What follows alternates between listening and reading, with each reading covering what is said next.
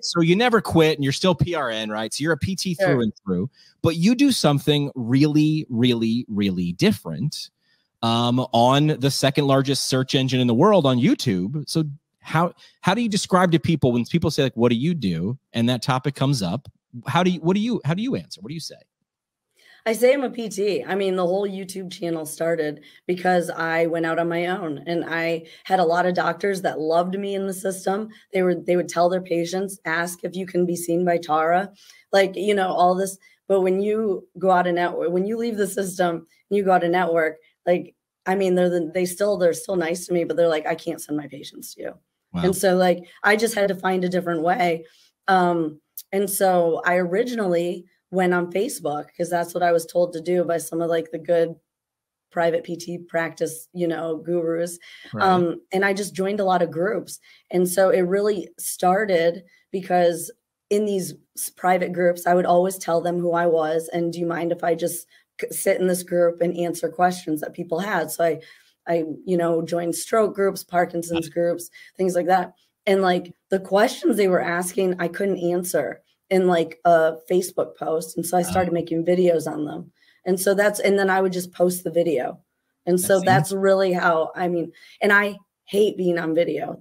And I say that because it was a disaster, and the videos are still up on YouTube. So you can go look at the videos at the beginning, but it was a hot mess. Like, I don't know, I'm a fumbling idiot when a camera comes on, but so I just, but I had a bigger purpose. Is like, I saw a patient in front of me that asked a question, had a problem, and I wanted to answer that person. And so I just started like envisioning that person there, getting the camera on and answering that question and posting those on Facebook and in these groups. I didn't even post them a lot, like publicly to my channel. I don't know why, but, and so then the YouTube channel, my business grew. So it definitely brought in some business. Right. But the bigger thing that happened was that there's a lot of people out there that aren't happy with the care they're getting in this neuro world. And I didn't expect that to happen. And so then I started the second business because it wasn't just trying to drive leads to me.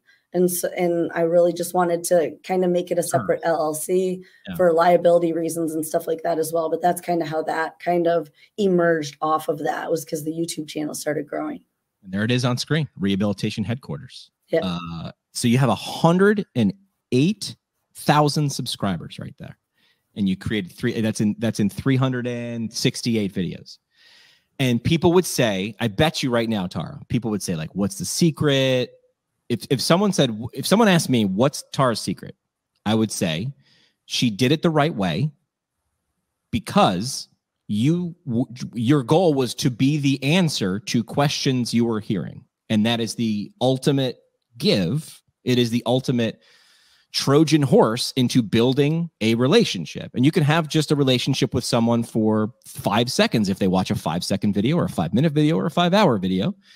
But when you do that over time at scale, that's when you can begin to see where this idea of creating content and sharing content over and over and over again builds a lasting relationship. And can you build a life, a career, a business around that? Yes. And I don't need to prove it to you. I don't need to prove it to the listeners. I can say NPR, or I can say Barstool Sports, or I can say any of those things that they ask you, or they say, what do you want to know more about? Or are you bored? What do you want to know more about? Education. Are you bored? Entertain me.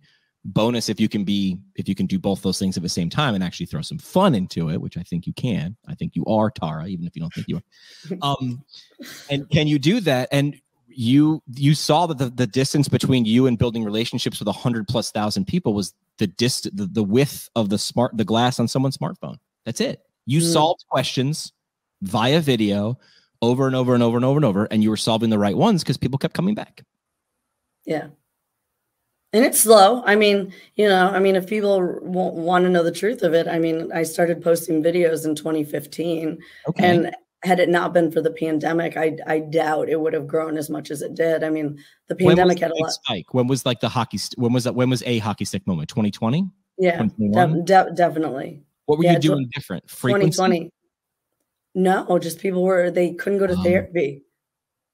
I mean, it was horrible what we did to people. It was just horrible. I mean, you're just like, okay, just a phone call. We'll call you when we reopen, you know, and these are people that have just had strokes, right? You know, so they were desperate. So I think because I definitely, there was a dramatic increase in 2020. And, you know, I mean, I probably got a little bit better at my hashtags and stuff, but there's nothing else that can attribute it to it. I probably had 20,000. I probably had 20,000 subscribers before 2020. Yeah, you were. I mean, as you know, Wayne Gretzky would say, he says, "Skate to where the puck's going to be, not to where the puck is." That was Gretzky's whole thing. Or you could have just that white space, that blank space, come to you. Is like you were in a good spot, right? Because you were already doing that, and you were, right. You know, 20,000 is nothing to, you know, to scoff at. But the situation changed, and you were in a perfect spot to, again, be an answer to now more people had that question or had that need, and you were already serving it. Yeah. And I'm not really sure. To be honest with you, I can't say exactly how many subscribers I had in 2020. It's kind of been a blur. I don't think it was many, but if someone fact checks that, might. I like the fact that you don't, because you're not tracking subscribers. You're tracking answers. You're like, how many answers am I going to create? How many, you know, videos? But really, it's answers. Your medium for answers is videos, and you're like, how many answers? How many solutions can I create this week? And that's why you have 105,000, right? Like that's the answer. It's not. You just said like I'm not good with the. You know, I probably got better with hashtag. Those are 10% tweaks. Right. There's things that 10x your business or 10x anything.